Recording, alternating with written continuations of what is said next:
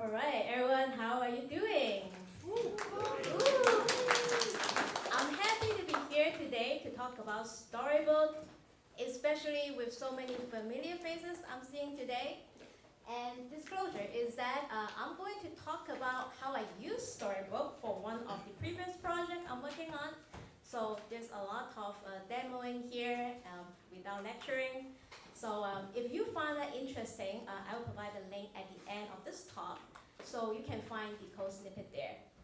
Today, I'm going to talk about how you can supercharge your UI development process with Storybook. Woo!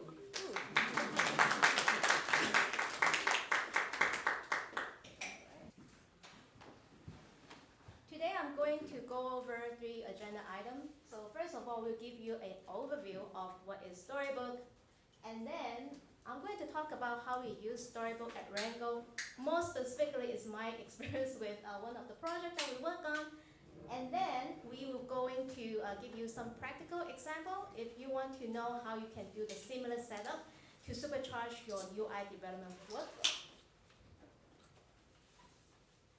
So before we get started, a little bit about myself. Again, my name is Stephanie Zeng. I'm a software architect at Rangle. For me, I've been working in web development since 2013. A little bit brief about my age. And I use Storybook for about 3 years now, mostly at work.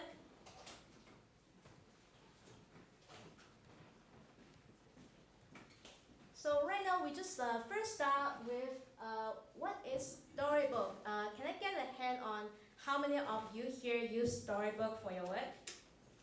Well, great. I see so many hands. That's good. So maybe I can skip this slide. No. I was still going to give you a general idea about what is Storybook. If you never heard about it, eventually it's a sandbox of playground environment where you can develop and showcase and test your component in isolation. What does that mean? So I just throw you so many concepts there if you don't know anything about Storybook. So that's why here is a representation, a one-to-one matching of how the Storybook code look like will be reflected on the actual Storybook interface. You see here that I have a story about a component that is a button. If you want to set up your story, your button story on Storybook, so you can simply create this file. And you add the story that represents different variant of the same component. So when you do this, you can see that here, the primary story on the code on the left, it will be rendered into a tab in Storybook interface as primary and secondary stories. The other amazing thing about Storybook is that if you work with a big team, collaborate with other folks who are maybe your designer and the tester, the QA, they want to understand how your component looks like and test it, they don't need to have access to your code. Instead, from here, when you have that arcs provided in your Storybook code, it will be generate the control in the control panel here.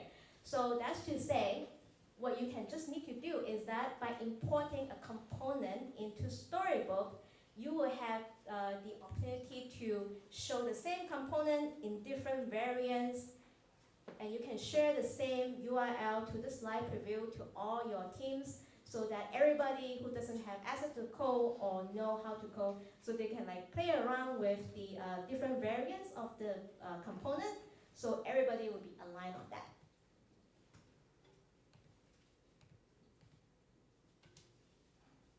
So far, we're briefly talking about the benefits of Storybook. It's mainly related to how you can, the beneficial of how you can get the team together to align on agreement, on design and development, so there's no gap in between. And also we talked about the benefit of Storybook when you have that set up. So it makes the testing very easy for your team. We haven't talked too much about develop. So one thing that Storybook is also very amazing is that It's a playground where you can develop your component within.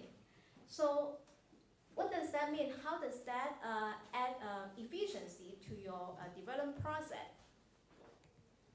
And here it comes, that the next slide that I'm going to talk about the very recent experience that I have using Storybook.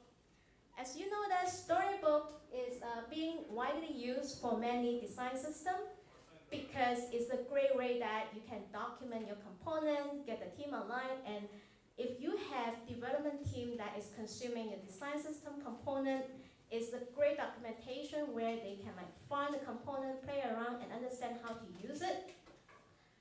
So that's why at Rangle we use Storybook for a lot of our component design projects. But that's not it.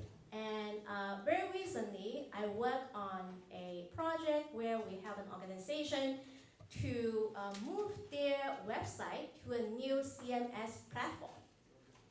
So with this particular project, there are some of the goals that we want to achieve. First of all is that we want to migrate this platform within a few weeks. And that involves 2 websites. We need to launch the first websites within the deadline. So that's to say, we're looking for a very quick delivery, that's for sure. So first thing, remember speed. And then at the same time, because the client developer, they also looking to make their current workflow more efficiency. That's to say that they don't need to involve in too many manual updating of the CMS and like have too much manual work. So our second goal for this project is also to make sure that we can help them to increase efficiency, how we can help them to automate some of their process so that they can cut off on time, on back and forth communication across team. Number 3 is that because this project, we are doing a parallel migration. That's to say, while we are doing this whole migration work, and at the same time, their content writer, they are still having ongoing work every single day. So that's to say that our work should not interrupt their ongoing work. Lastly, so this migration is a like-to-like migration. So it was a Hugo template components. We want to migrate it to TypeScript, modern JavaScript stack, so that way in the future they can continue with the new stack, with more developers can join their team to use it. So it's the reason why that quality, it matters in our case as well. So here are the what we accomplished is that, spoiler, later I will show you how we get there. But before that, just to tell you what we accomplished so far with this approach that we did with Storybook. So first of all is that we were able to migrate about more than 80 UI components from Go-based Hugo template to modern TypeScript stack.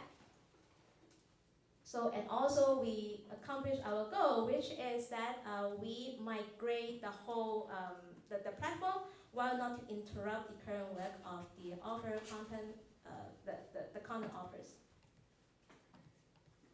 How did we do that? So how we do that is that we, instead of use Storybook at the end of your development process, which is, I know many projects they did that, they use Storybook as documentation and user and testing for the purpose of testing. That's why a lot of the time we use Storybook at the end of the development process, see as a subtask. It's the definition of done for your development. But what we did this time is that we switched our mindset. We want to do is that we want to add Storybook at the very beginning, even we start to create the component. I will show you how that worked later, but still, one more thing that we did is that we decided to use Storybook as part of this development process because, again, because we cannot interrupt the current work of production. That's why we need some tool for us to develop in an isolated environment with mock data so that we can move forward and do the migration in parallel.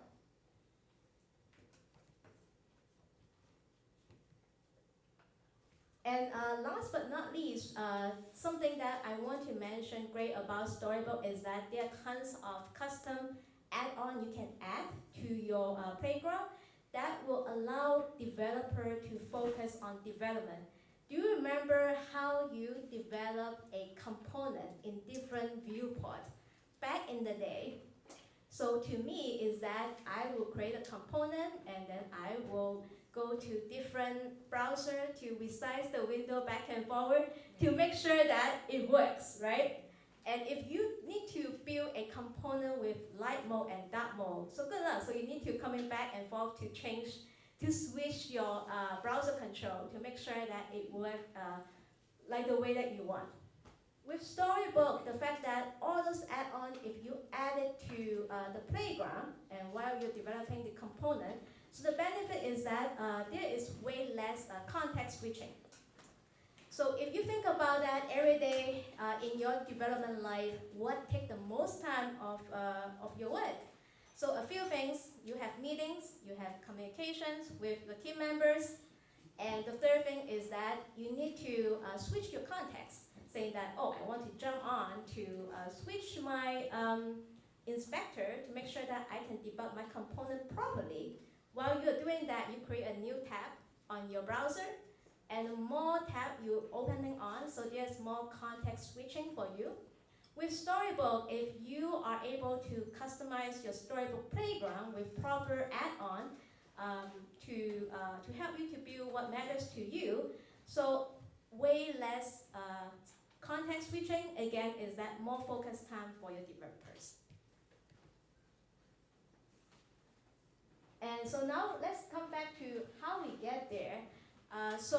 With this particular project, what we decided to do, how to increase our developer experience process is that we create a node script where we use some generator tooling. In this specific case, we use prop.js.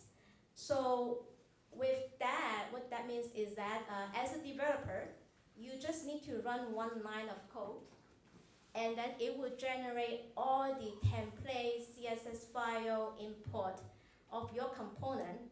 On top of that, you also create an initial playground of Storybook. So when you enter that one line of code, your developer experience is that you can have all those starting template generate right away, and Storybook server will be spin up at the same time. So in this way, it will cut down your time on setting up Storybook and also your templates. And here I have a small demo. So right now in this demo here is that I just run one line of code. It's called, it's a custom script that I have. It's generate component. So what it does is that it will do two things. First of all, it's going to create any starting template of a card component here in this particular demo right away, and also it will spin up Storybook at the same time in the background. So you can see that if you think that, oh, that takes so much time to add a story to my Storybook, but those work can be taken away at the very beginning of the project. So you might have one person can be focused on finish this developer task, that you can create this very quick script. And the benefit is that the rest of your developer, maybe 10 of them, they can be beneficial by getting all the environment playground started right away. Oops, okay. I need to get back to the demo. I missed something. So here what I did is that as a developer, you just need to run npm run gc cart. So that is the script that I wrote that when you put the card there, so that means you want to generate a card component. It's very similar to Angular. If you use Angular, that is Angular create component. But for this specific script, not only to create a template for the component, but also the stories there. So you can see here that it's very quickly, it will generate the storybook file following the template that I provide. And in that starter template, I also make sure that all the custom add-on I add is there. For example, in this particular example, I generate a style, a storybook file that also configured to have all the viewport available. So those are the files that is generated automatically. And then I run npm run storybook. And here we go, we get the card component is generated automatically, and you can see here that with one line of a command, so you can have a few variants of the card component is available here. At the top is the documentation. So you will have primary, which is the default state. You will have primary on dock that you can even customize the dark mode color that work for your application. You have a primary on background. So again, this background color you can customize whatever you want. And lastly, there is a primary on mobile viewport. So that is the one that I configure a custom viewport. So here is that all the default template that will be generated with one line of code. You can see that you can also have all those like viewport stuff is configured. So that is the benefit that you can save a lot of developer work. And also, all those setup at the very beginning will be also very helpful for your quality assurance. Anyone designer also want to check different state of your component, you make their life much easier. And that's the first part that how we use Storybook is that we make sure that we configure Storybook the way we want to include as many custom add-ons as possible so developer don't need to switch context. And the second part is about validation. So we include chromatic as part of our GitHub pipeline. So that's to say on every single pull request, you will be not only running unit testing, but also you will be like building chromatic at the same time in the PR. When that PR process is there, so developer or other peer, they can click onto this story preview URL to validate your components there, and you can block your the PR if that doesn't pass. One last thing that I want to mention is very important is that I didn't know that not that many know about this tips. Is that so here I'm using Radius, one of our Rangle internal Storybook instance as example. Is that do you know that if you have a story like this live, so you can share the URL to someone else, and as a tester, you can play around with different edge cases. When you find that edge case there, instead of talk to developer again to have those back and forth communication, so instead you can send them that exact URL with the edge case, so they can see that right away. Of course, we always like pair programming, pair testing, but still, this approach is going to like cut down a lot of unnecessary communication too. So that's why it's some feature that you can also try.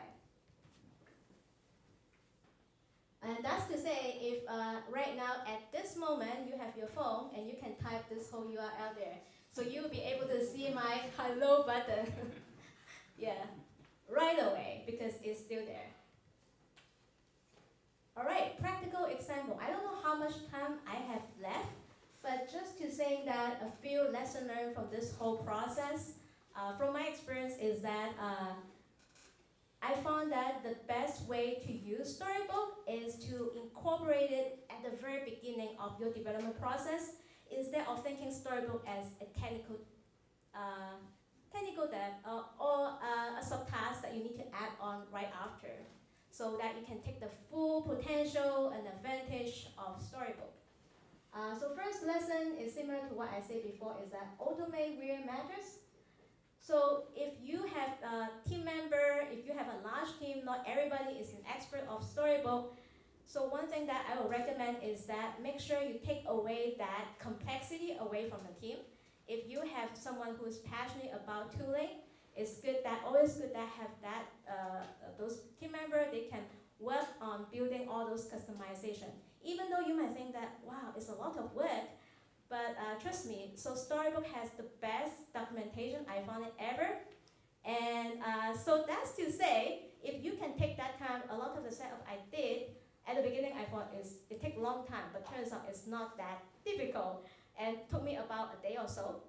But the outcome from those automation, it really matters, and it cut down so much developer time. So that's the first thing, is that if you have a team of developers who are not familiar with Storybook, so take away that complexity. You can use a script like that to generate all those templates when it's possible. I will have the URL of a sample repository. You can even clone that repository, all the code is there. So you can take advantage of those templates and use in your project. Bonus point, I don't know if you know that, that is the second thing that I realized that not too many people know. So you see how Storybook, you can categorize your component with the tag that component, example, whatsoever. So I was tasked to organize them, those titles, and it's a technical ticket. So it turns out it's very easy. You just need to change the title from example to component. So all those like tags will like order automatically. So you can group your story by simply changing the title of your story. I just take 1 second to finish that ticket. So that is a bonus point if you don't know that. We talk about remove the complexity, and also one more thing is that, again, a lot of the configuration, it worked at the top level of the Storybook preview and the main.js file. So here is the exact spot that where you can add your Storybook add-ons there. But usually Storybook have a lot of documentation, will let you know how you can install it, and it might even automatically add it to you. But what I encourage you to do is that depends on what your project needs, and go through the add-on catalog to install the add-on that you want. It may take you some time, like half an hour, but the result is amazing. So something that I would recommend that you can have the design add-on, which you can add the Figma design into your Storybook. So there's no gap between designer, developer, implementation. And the other thing that is awesome is the A11Y accessibility add-on. So for that specific add-on is that it can tell you all those accessibility violation right away if there's any. One more thing is that I got asked a lot about how do you test Storybook, how do you use Storybook for components that have a lot of data, if they need data from the backend. So the answer is that decorator. That is out of scope of this presentation, but there are a lot of the video online is available, talk to you. That is the approach that you can do, that to use decorator to make all the magic happen. And lastly is the simplify the validation process. It's basically what I said before, to share the URL with any designer of quality assurance folks. But one more thing also important is that to customize your Storybook instance, because one complaint I got is that I got one question about the story on Storybook saying that the font is not the same. And I realized that, oh yeah, because I haven't added the custom font into Storybook. So in fact, you can also custom your Storybook with custom styles and fonts. If you do so, that can make the validation process less confusing. So you can tell them that it's not a bug and it's a configuration. What else? I think that's pretty much it for my presentation, and thank you so much.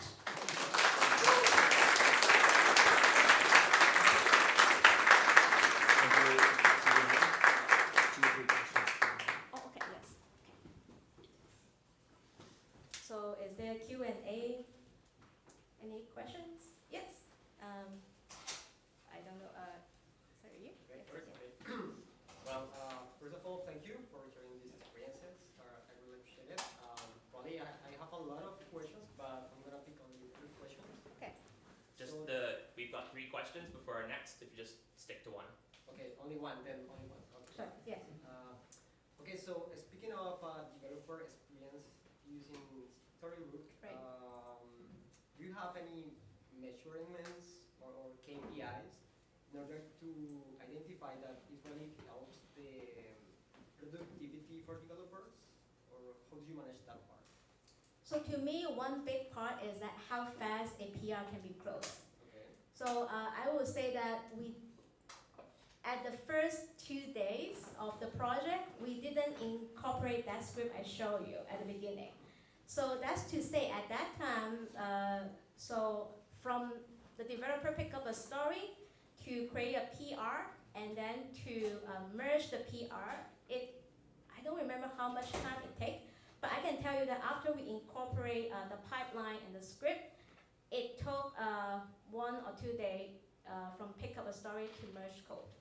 Again, for our project is doing migration, so that's why it could be a little bit different. For us, quality to maintain the like-to-like experience is important for us. So that's why, but I would say that is my way to measure it, at least is that how, from the time that you pick up a ticket, and then to create a PR, and then to merge a PR, how much time that it would take. Especially the pipeline one is great because how much time that you realize that you create a PR and nobody review it because it's complicated. Oh, as a developer, I need to clone your branch and then run it and validate from there. And no, now with that specific preview URL, you can do that right away. You can do very quick validation. You have the confidence of the code. Okay, thank you. Thank you. Yes. Yeah. When you adopt Storybook, do you aim to include all the components in your code base to be inside your story file, or do you make a decision whether or not you want to include that as a story or not? So for our approach is that all of them, because you can see that if you create a story, if you create a component, you generate the story automatically. Right. And again, is that the benefit of Storybook is that you can, so first of all, it's good for your development. You make it much faster.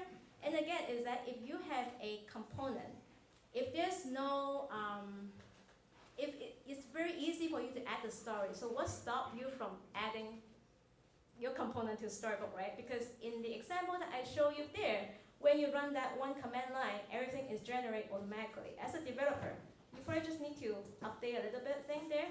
And but the value it comes back is valuable because you will have way less back and forth communication with the team about the story, and then so there could be a lot of alignment.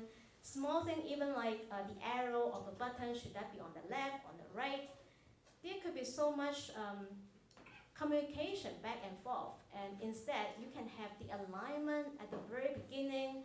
So I would say that is great. And the other thing that I would suggest to include all the components, because how many times that we are in a team that there's so much code there that we have no idea they exist. Who knows, sometimes if you don't put it on Storybook, maybe you will have 2 models component, they just named differently. One is called model, the other one is called dialogue, but they are basically the same thing. So that's why organizing in Storybook is great, because it's like putting your component into different drawers. It's easy for you to maintain it and organize it. I see. That Yes. makes sense. Thank you. Yes. We need to get Okay. moving. There'll Okay. be time for more questions during the networking